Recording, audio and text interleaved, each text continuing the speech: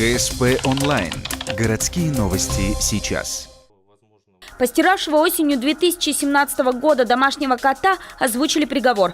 Напомним, мужчина назло своей пассии засунул ее кота, рыжего, в стиральную машину, после чего включил стирку, а потом повторил действие. История получила резонанс, потому что подвыпивший мужчина выложил в сеть запись издевательств. В отношении него возбудили уголовное дело «Жестокое обращение с животными».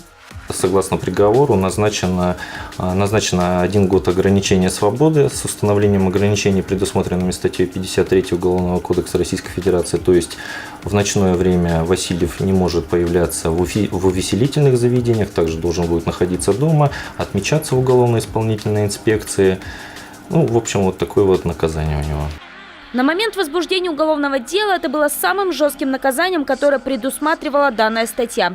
После пересмотра закона в декабре прошлого года за подобное преступление живодеру грозило бы 3 года реального лишения свободы. Сам мужчина вину признал в полном размере. Ранее судимый ухтинец обосновал свое поведение тем, что выпил слишком много водки. Хозяйка рыжего, которая проживала с обвиняемым непродолжительное время, после вопиющего случая разорвала с ним отношения.